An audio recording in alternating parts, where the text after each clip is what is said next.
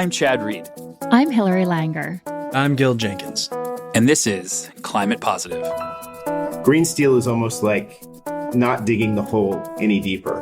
Whereas if we really want to pay the debts of the past or atone for the past, we need to find materials that are carbon sequestering.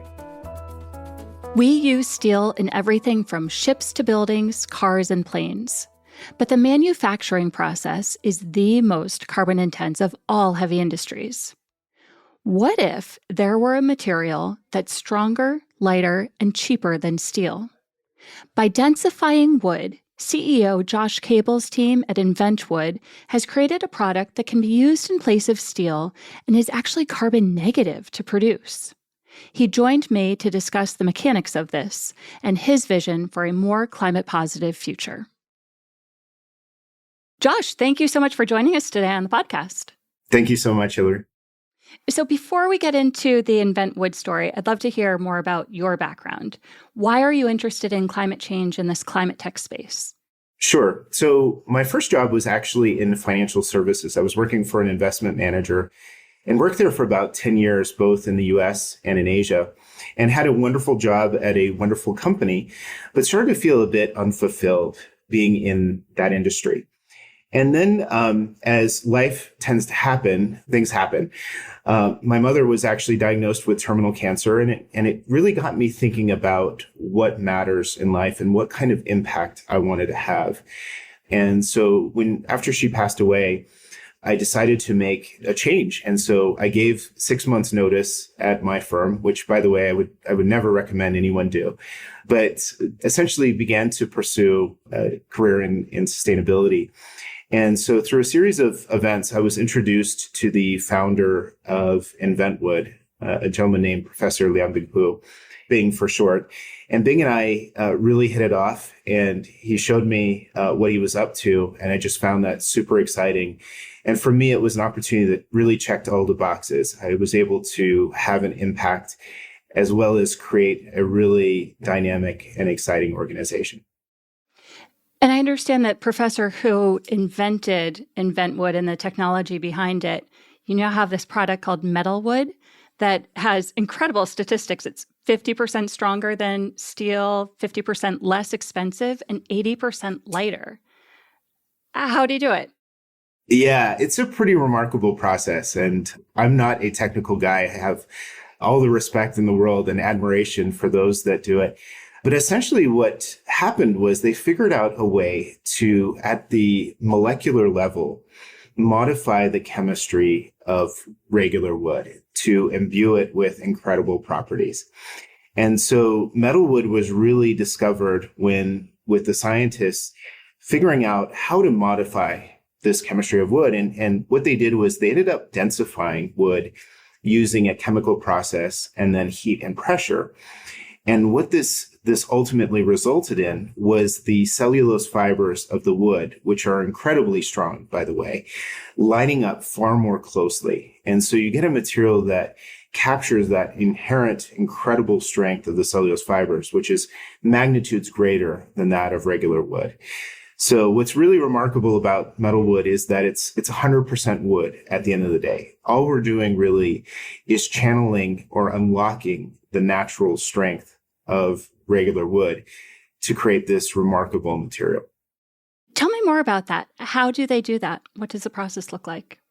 Yeah, so we're building a facility now that is massively scaling this up, but it basically involves just two key steps. Essentially, we first are modifying the lignin in the wood. And lignin is what gives, first of all, it gives wood its wood color, but it's kind of like a sap-like or tar-like substance. You can think of it almost like maybe maple syrup. Not as tasty, though. But it gives wood its form. It holds the cellulose fibers together. And so we first treat the lignin, and then we densify the wood. And so what you'll see is that the thickness of the wood is reduced by a factor of 5. So basically 80% of the thickness is reduced. So it's a really incredible process, but it's a fairly straightforward process to understand that has, again, this incredible output. And so the wood is then condensed. What are the byproducts like? So that's another great part of this. So the generation of MettleWood that we're now creating has no byproducts, essentially, other than water vapor, some steam that comes off the process. We're very thoughtful about what the environmental impact is of the MettleWood creation process. We recycle the chemicals as part of this process.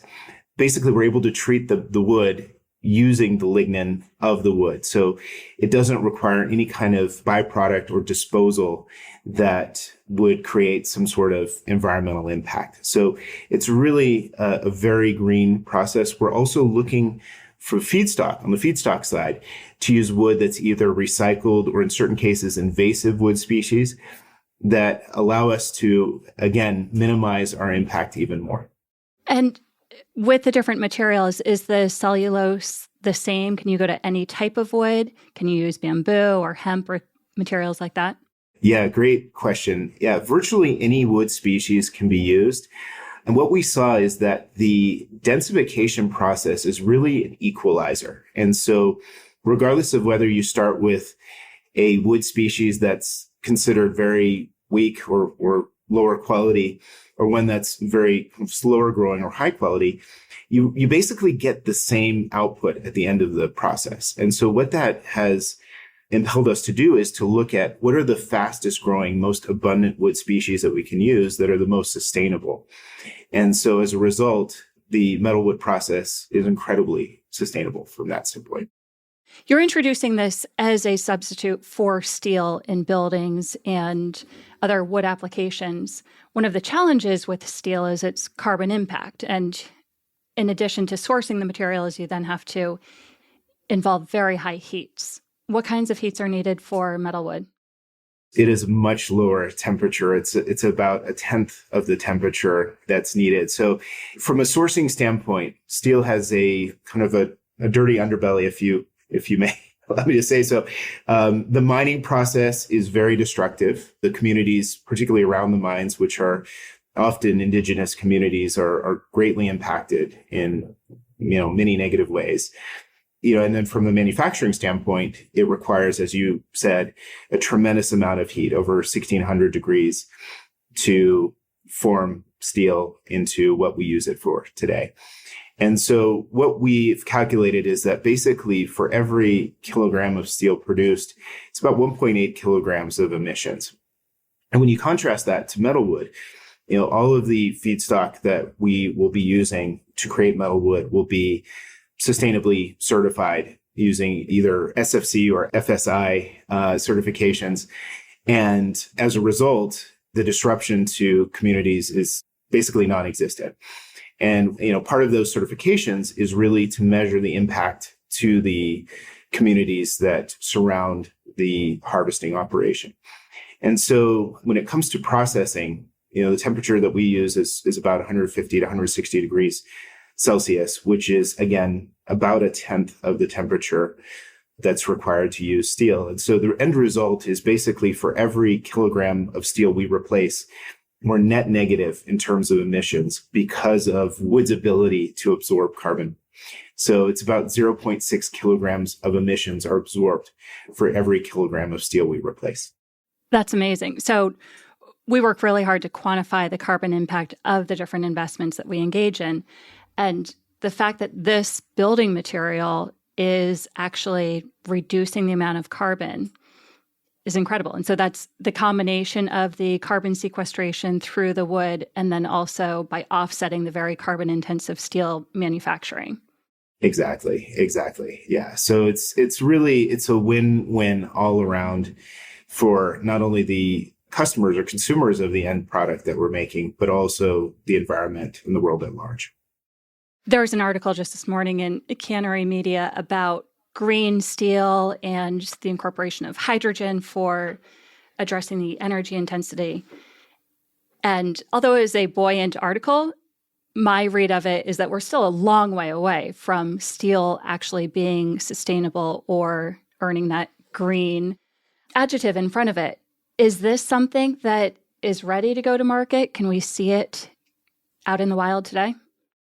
Yeah, and it's a great, just if I can spend a moment on green steel. And first of all, I think it's very exciting. By all means, anything that can happen or can be discovered or invented that will reduce emissions, I'm all for. And so by all means, if green steel is successful, I think that's a win for the environment broadly.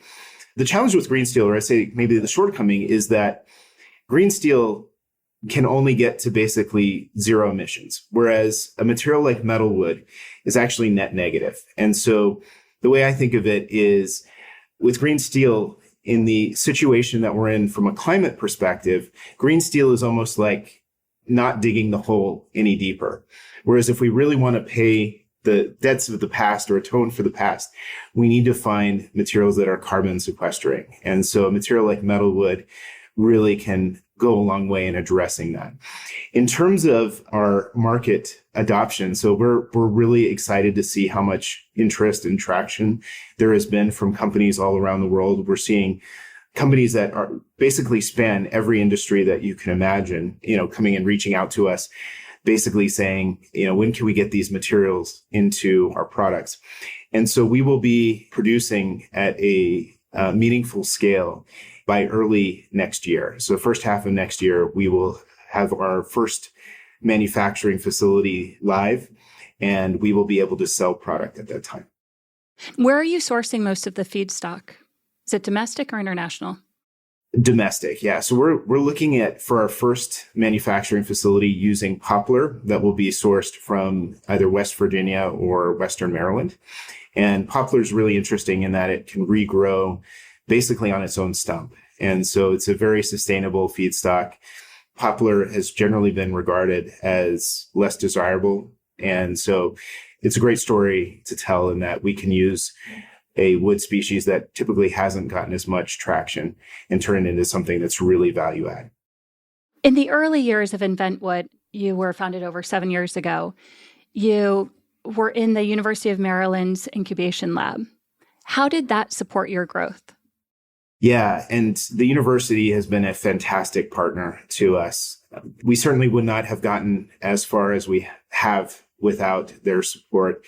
The University of Maryland has provided, in addition to the incubation space, a lot of guidance in the form of EAIRs, basically entrepreneurs in residence.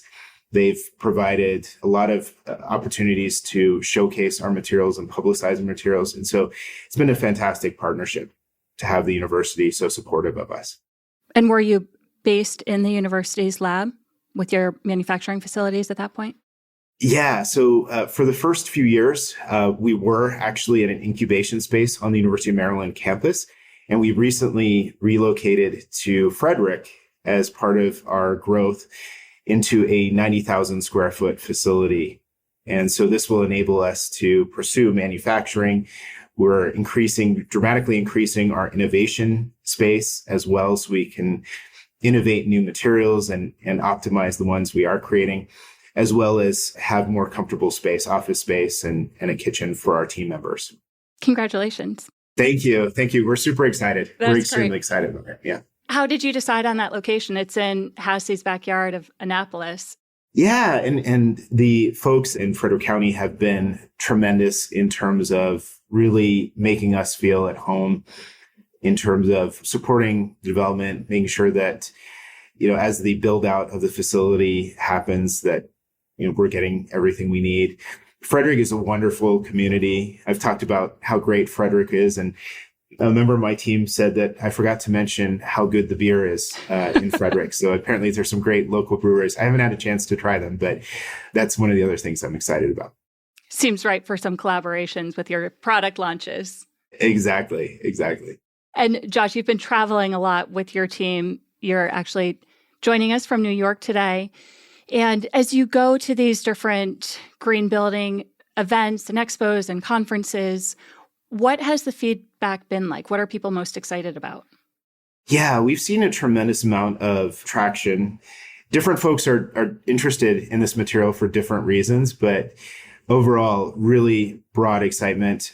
Perhaps one group I can mention is architects. Architects are really excited, particularly about using MettleWood as a cladding material. So if you think of, a big city, most of the buildings in any large city in the world are clad in concrete or metals, and they're not clad in wood. And the reason being is that wood materials today cannot meet the fire rating required to be used as a siding or cladding material on buildings. And so what we're really excited about and what architects are really excited about is using MettleWood as a cladding solution that will not only be something that's highly beautiful, highly fire resistant, but also something that can really sequester carbon and also demonstrate a building's commitment to the environment. So it's a really, again, win-win-win around the biophilic feeling that a building can convey over the current cladding materials like concrete and metals.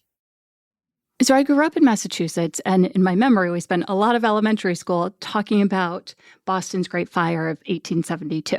And there were a number of contributing factors for that fire, but my main takeaway was, thank goodness we don't build things with wood anymore. So tell me about the fire resistance of MettleWood. I think there's a big rethinking of the ability of wood to withstand fire. And in certain cases, believe it or not, wood performs better under fire conditions than metals do, because metals can melt and lose strength catastrophically. And so with MettleWood, though, we augment the natural fire resistance by basically densifying the wood. And so because MettleWood is so densified, it's so dense, it doesn't allow for oxygen to go through, which is, fires need oxygen. And so if you were to take a piece of MettleWood and attempt to light it on fire, basically there would be a small char mark on the surface, but the fire would go out almost immediately. And so again, because of that densification factor, metal was extremely fire resistant. Climate Positive is produced by HASI, a leading climate investment firm that actively partners with clients to deploy real assets that facilitate the energy transition. To learn more, visit hasi.com. One of the challenges with some of the other wood products and particle boards is the off-gassing and the different adhesives that are involved. What is the off-gassing like for MettleWood? Is there any?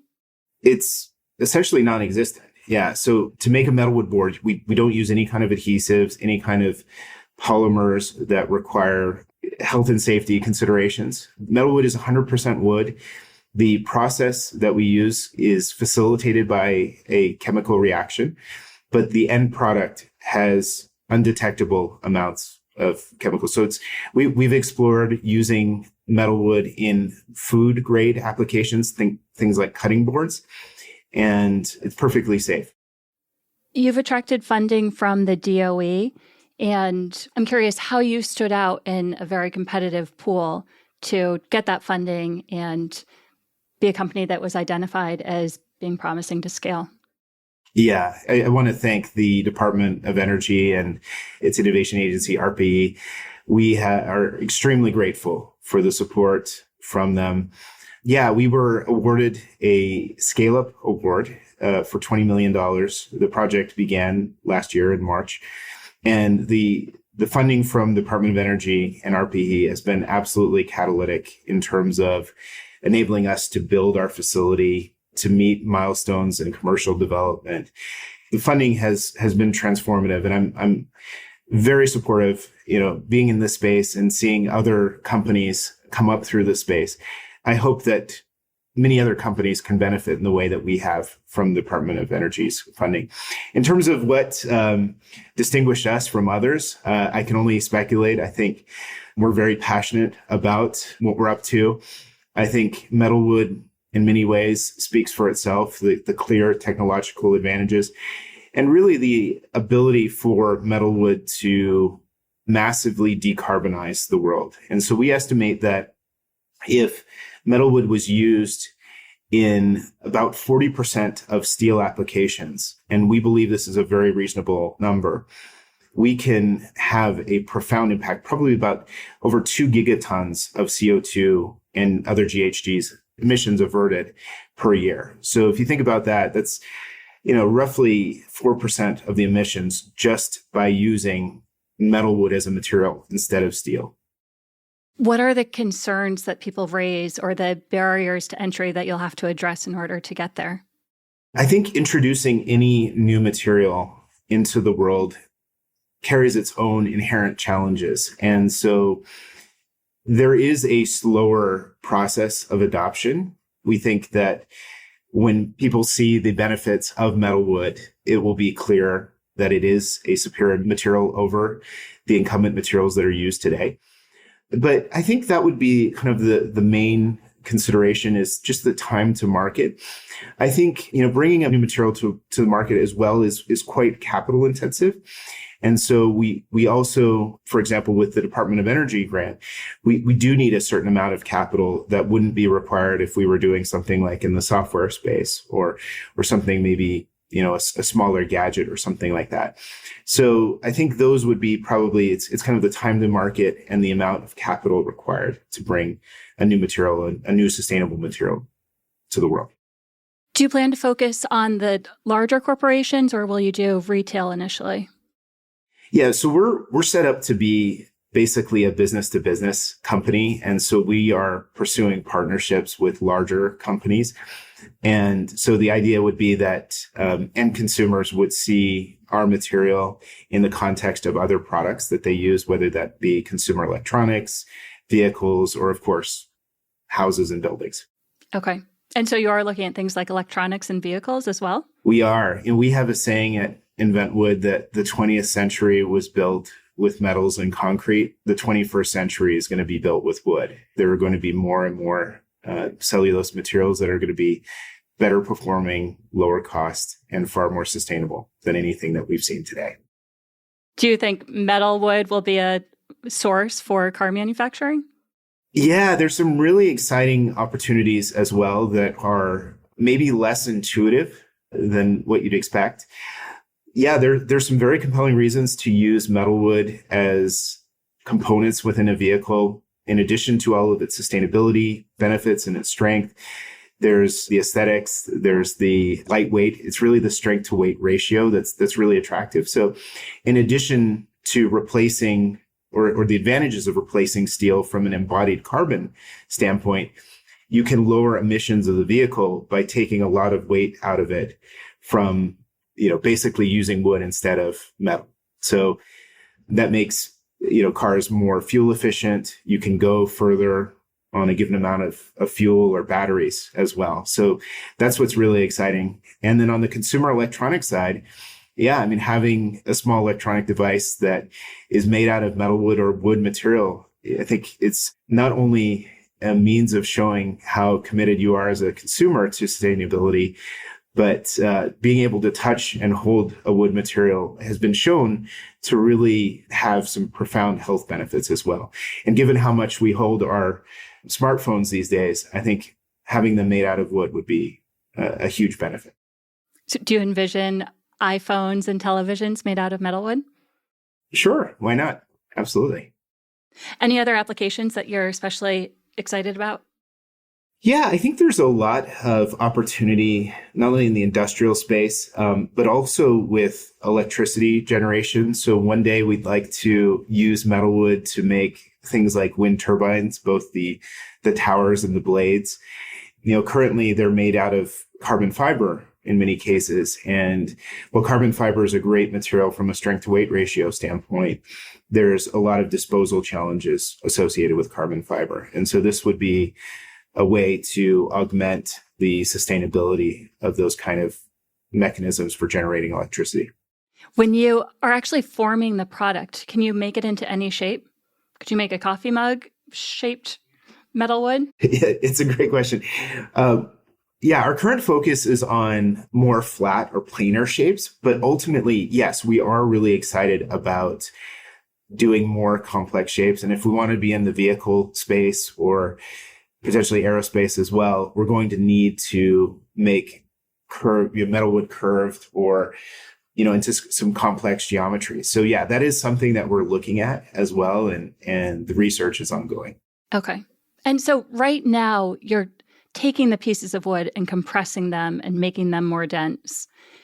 But it's not like you're just getting all of the little cellulose pieces and putting them into a block, correct? It's not making a brick, it's condensing the wood?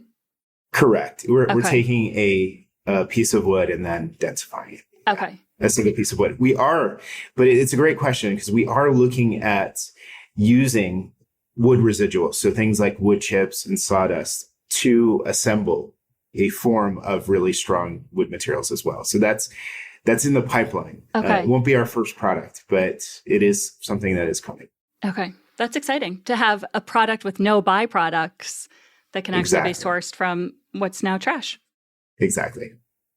So moving to the hot seat, a favorite piece of advice I've received is? One of the best pieces of advice that I got early in my career was to always take your work extremely seriously and never take yourself too seriously. Is there a book or an article that you've read that has pushed you to think differently?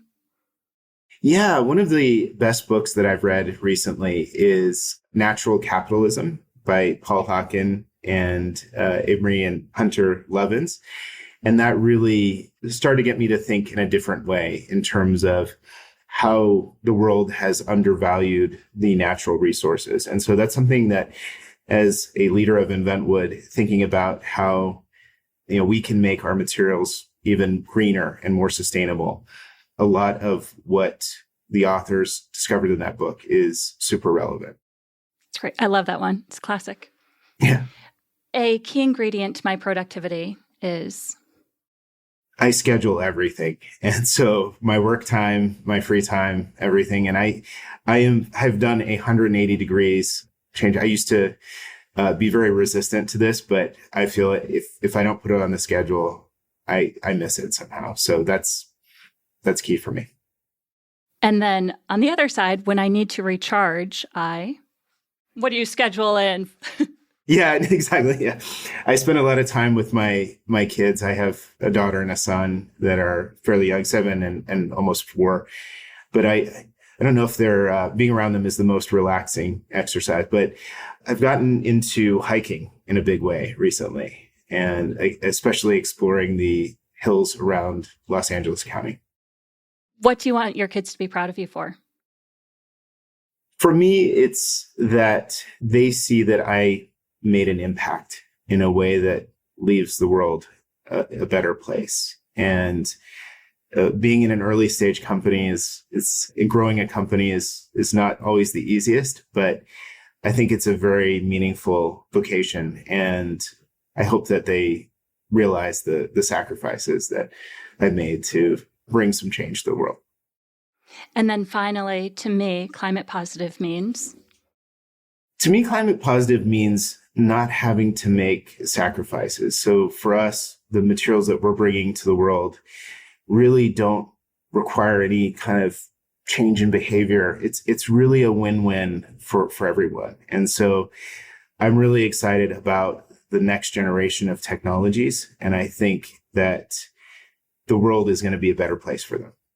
Fantastic. Thanks, Josh. Thanks so much. Climate Positive is produced by Hannon Armstrong. If you enjoyed this week's podcast, please leave us a rating and review on Apple and Spotify. This helps us reach more listeners. You can also let us know what you thought via Twitter at ClimatePosiPod or email us at climatepositive@hannonarmstrong.com. I'm Hilary Langer, and this is Climate Positive.